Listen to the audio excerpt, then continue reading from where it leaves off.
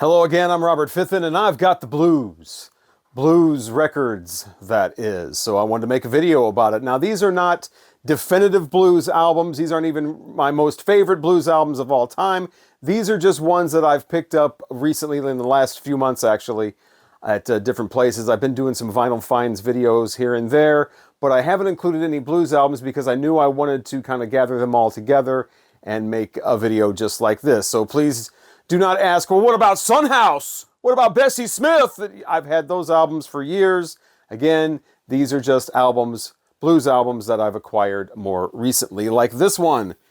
King of the Delta Blues Singers, it's Robert Johnson. And for a long time, this is how people heard Robert Johnson, just this one album, unless they had the original Shellac 78s. And Robert Johnson was somebody I was familiar with. I got familiar with when I was I think I was 18 years old when this came out. This CD box set. I got this like the week it came out. I read about it probably, I think in Rolling Stone or something, and they were just raving about Robert Johnson, the blues singer. He's the guy that influenced everybody from Eric Clapton to Jimmy Page, everybody. So, yeah, I definitely had to get this. This was the first time all of his recordings were going to be on one package.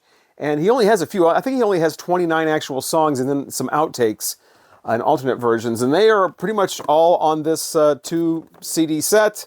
And so I've had this since I was a late teenager. Got this with my Hardee's money from working at Hardee's, which I believe is called Carl's Jr. in some parts of the U.S. But yeah, the booklet that's in here, I used to read this all the time, and this is how I got to know about Robert Johnson. Has all the lyrics in there as well. But this is all I had of him for decades. And I remember when I first got this, I was so into obviously the hard rock and classic rock. But at that time, I was also trying to get really into punk rock. When I was 18, 19 years old, really diving into like the 1977 UK stuff and the later US stuff. And of course, this is back in the days when there's no internet. You just can't click on something. You have to buy the tapes or the CDs or have friends that have those. And so that's how I heard all that. And then I get this. So it was quite the different sound. These are very, very primitive recordings from 1936 and 1937. They're even dated on the back of this record, but I believe he only had like 4 different recording sessions. He passed away when he was 27 years old. He is the guy that, if you've seen the movie Crossroads from 1986 that has Ralph Macchio and Steve Vai in it playing the devil, he's the guy that supposedly sold his soul to the devil at the crossroads so he could become a great blues guitarist.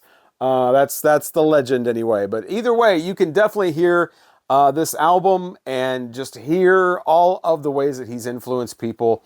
You listen to the songs. It's got like Traveling Riverside Blues on here and Crossroads Blues on here.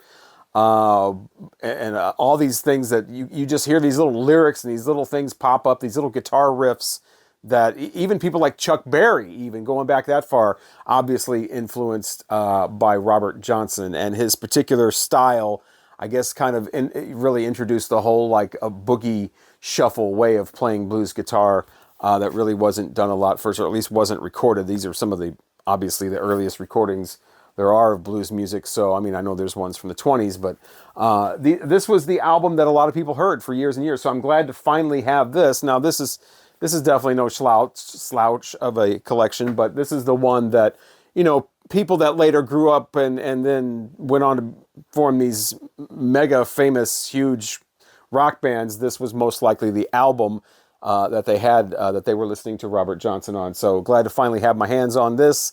And it gets me a little bit closer to the way the original recordings were. It's not listening to a CD. It's not exactly listening to 78s, but it is listening to Robert Johnson on a record. And man, we've had some unseasonably warm weather for February, and this is the kind of music that really works when it's a hot kind of muggy, full of humidity kind of night. And you can hear like the little crickets and whatever in the background. If you've got a porch, you want to just blast this on the porch. If you've got a big wide open field in the backyard or something like that, and just let the air just take this music, or at least listen to it with the windows and the doors open or something like that, and let that night air in. Robert Johnson, perfect for that. I wouldn't really recommend listening to this on a cold winter night. It's not the same thing really, but yeah, Robert Johnson and king of the Delta blues singers. He's got a song on here, Kind-Hearted Woman Blues, towards the end of side one. I always thought it was great because he goes up in this high falsetto voice, which I remember hearing that on the CDs, and first time I heard that, I was not expecting that at all out of a blues singer. And so it's got a lot of nice touches on here. It's not going to be for everybody. Like I said, these are from 1936, 1937, so very, very primitive recordings. But it doesn't get really much more authentic than this when it comes to Delta blues. So Robert Johnson, definitely recommend this if you want to hear how a lot of the classic rockers were influenced. All right, so up next, it's Taj Mahal and the Natural Blues. I had a couple of Taj Mahal albums for a while. They were all right. They were from, I think, the late 70s, early 80s. But the earlier Taj Mahal is where it's at, as I found out, with this album, The Natural Blues, from 1968. This is his second album. And when you listen to Robert Johnson a couple of times, and then you throw this on, and, you get the full fidelity and the full band, and it's like your speakers just suddenly come to life with the modern age, even though this is over a half a century old at this point. But yeah, Taj Mahal, your basic blues vocals, he does the thing where he, repeats the two lines and then does the third line. But it's really the music here that is, he's kind of got his own thing going on here. He's got the boogie stuff that Robert Johnson does, but it takes it to a whole different kind of world. Incorporates different elements in there, and does some really nice bass work. Bass player is really doing kind of his own thing on a couple of songs, and great musicians on here as well. You've got Al Cooper on piano, you've got Earl Parker on the drums, and just a great album here from Taj Mahal. He kind of sounds a little more, like your general blues guy, like in the beginning, and then as the album goes on, especially towards the end of side two, he kind of starts to sound a little bit like Otis Redding.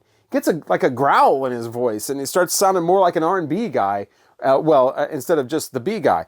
I don't know if these were recorded in sequence, but it kind of sounds that way. But even the last song on here has sort of a "Give Me Some Lovin'" groove, do do do do do boo do do do do do boo. So it's almost as the record plays, it gets further and further away from like a basic blues sound. So it's really kind of almost like a journey playing this album. So Taj Mahal, the Natural Blues, a very nice, rich sound on this record, and I would definitely recommend this. I'm not so keen, like I said, on some of his later stuff. Just sounds really kind of basic, but the early stuff is where it's at for him. The only thing is, I did a whole video on how to alphabetize your record collection. I'm still not sure where to put Taj Mahal, because he's sort of named after a mausoleum in India, is just Taj Mahal.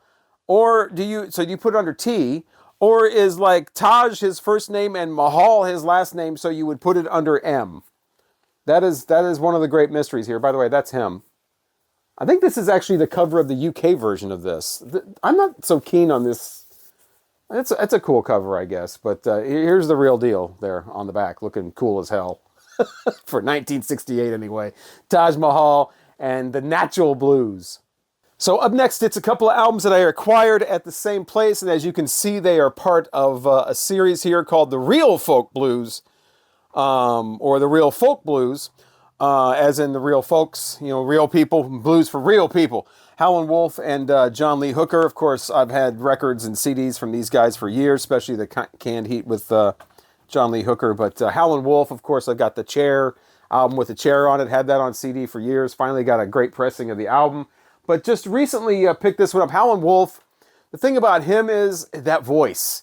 That growling, gravelly, I'm a king of the blues. I can't do it. I used to do a pretty good Howen Wolf voice when I was younger. I can't really. It's weird. As the older I get, the less I can imitate Howen Wolf. That really doesn't make sense, but that's how it is. On the chest label, it's great Chicago blues. And this guy, one of those guys where you hear the songs and you're like, oh, Killing Floor. Okay, I've heard Jimi Hendrix do that for years. Great to hear the original. Oh, Sitting on Top of the World. I've heard Cream do that, for years. Great to hear the original. And once you hear, Jimi Hendrix always got his own thing going on, but once you hear Sitting on Top of the World from Howen Wolf, you don't hear the Cream version the same way anymore. This is the definitive version of a lot of these songs. Of course, a lot of these he wrote himself, under the name Chester Burnett, and then he's got the Willie Dixon songs on here as well.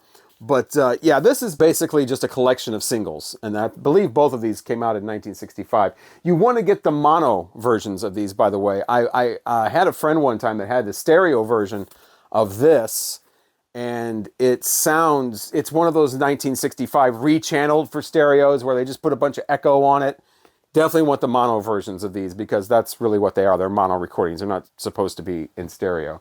So yeah, but a great, just a great sample. I mean, it's 12 songs. It's a great album, but it is a collection basically of singles. And so it's a nice slice of his discography there, and you get not only Killing Floor, which, by the way, for those that don't know, a killing floor is a floor in a slaughterhouse where they do, you guessed it, the killing. Also, the tail dragger, which is one that he does all the time about, he never leaves his tracks because he's, his tail behind him dusting off all his tracks. Never leaves his tracks, never comes back. You got, tell me what I've done. You've got the gut-wrenching gloves. So, baby, what have I done? Tell me, that kind of thing going on. And just great stuff on here all the way through. Again, it's the voice. With all these great blues legends, they all have their thing. He's a great guitar player.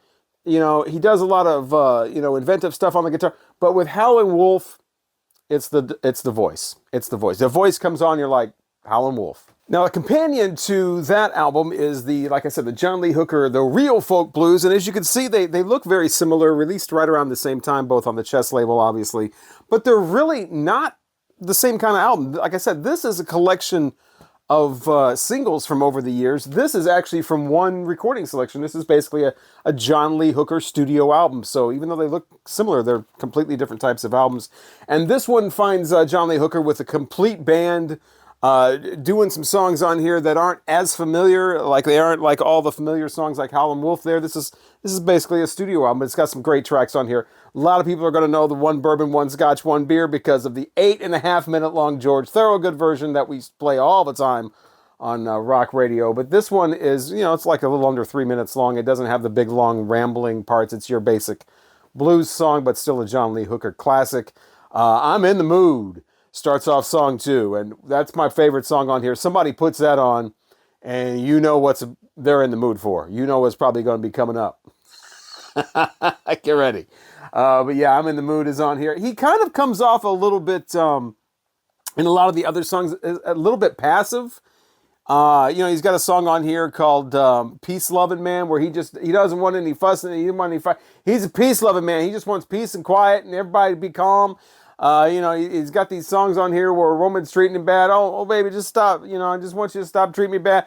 I've had some other John Lee Hooker records and compilation CDs and whatever over the years. And I've got the one where, whatever that song is where he's got the pistol, he's going to go shoot somebody. He's going to bring his boys. They're going to put him in the river and just going to watch him taking his last breath, bubbling up. I'm going to cut you with my knife. And, John Lee Hooker always came off to me as more like a badass, like somebody you didn't mess with. And there's not a lot of that kind of attitude on this particular album, but I always like that, those kind of John Lee Hooker songs. He's just badass. And this album has a track on here at the very end called The Waterfront that is really, at least to my ears, a different sound for John Lee Hooker. It's almost a cappella. It's a very sparse guitar, very just kind of, very mellow song. And him just, kind of a sad, kind of eerie kind of song where it's really just his vocals up front. Like I said, just sparse guitar way in the background, just kind of doing some plucking there. And, kind of took me by surprise when I heard that. I had not heard John Lee Hooker sound like that before. So kind of a different album for him. Like I said, somewhat of a companion, at least by appearance, to this Howlin' Wolf, both called The Real Folk Blues. And looking on the back of this, I also see that there is a Muddy Waters one that I need to get so I can have the whole set. I believe there's also a Sonny Boy Williamson one too. So I think there's 4 of these. And I don't know if the Sonny Williamson one or the Muddy Waters one are, albums like this, like a studio album, or if they're a collection of tracks. So one day I will have those hopefully, and I will be able to, find that out. And also what I find unique about John Lee Hooker was his playing style. When he's just playing alone, or like on the Canned Heat album that he's on with those guys, where he's playing with musicians that really just kind of let him take control and just try to keep up and try to follow him. But also like I said, when he's playing alone by himself, the Boogie Chillin' song that's pretty famous from him is an awesome song, but it's also a great example of that, where he is just like all over the place. He just, rhythm and all that is out the window. He is doing his own thing, but still making it work because it's his thing. You're not going to hear a lot of that on this particular album because he's with this band that kind of reins him in a lot and keeps him in you know, keeps the phrasing in time and everything. So they rein him in a lot on this album. But I like the John Lee Hooker where he's by himself and he's just all over the place, and it's your job to keep up with him. You know, that's the John Lee Hooker that I always prefer. So next up, something a little more contemporary. The newest album I'm going to be talking about in this video. This one is a mere 38 years old, from 1986. Stevie Ray Vaughan, Double Trouble, and Alive. This is I guess this would be the official kind of Stevie Ray Vaughan double album, the one that was released during his lifetime. There's been other ones released since then, but this is pretty much the one, you know, the main one. And I've had this on CD for quite a while. I have the remastered CD, the one that I guess it came out in the probably 2000s or something like that.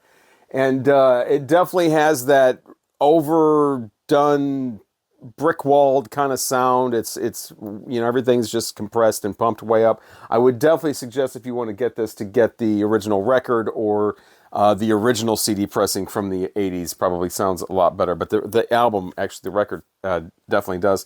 It's okay. I've definitely heard better Stevie Ray Vaughan live shows. This one is from 3 different concerts. It's from the Jazz Festival. I want to say one of those jazz festivals. Also, Austin and Dallas concerts. And also in the studio. This is one of those live albums that is reportedly got some overdubs, got a little post-production thing going on there, and it does sound a little bit polished. It does sound a little, you know, kind of a little flat in some places, and I definitely like the immediacy of some of the other live concerts I've heard that were released later. That's one of the great things about a lot of the live stuff that comes out now. You know, these bands are not going to go back in the studio after, you know, 30 years, 40 years and go putting on overdubs and things like that. So a lot of the live stuff that comes out now from bands back in the 70s, 80s, and even 90s, it's straight live. It's right from an FM broadcast or right off the soundboard, and those are the ones I like. Warts and all, mistakes and all, feedback and all. It's just like being at the concert. I don't need super polished. I don't need whatever, unless, of course, it's Kiss Alive. That's the exception. But yeah, Stevie Ray Vaughan, Live Alive. You know, it's great. It's Stevie Ray Vaughan. He's not, I don't think he's in his prime here. Again, this is concerts from 85 and 86. I know he had the big drug problem going on at that point. Was not a high point in his career. He got back on track as the story goes later on. This doesn't have any of the in-step songs because it was released before that, but you do get, you know, great covers of like Superstition, and you get the Mary Had a Little Lamb, the Buddy Guy version, just like he does on the studio album. Of course, Voodoo Child, A Slight Return is a part of this as well, his version of that. And you also get his own tunes like Pride and Joy and Texas Flood. No, Couldn't Stand the Weather, though. It's Cold Shot on it. Cold Shot's on here, yeah, so that one's on here. But yeah, Stevie Ray Vaughan, decent live album. And like I said, his official, I guess, live double album from the 80s.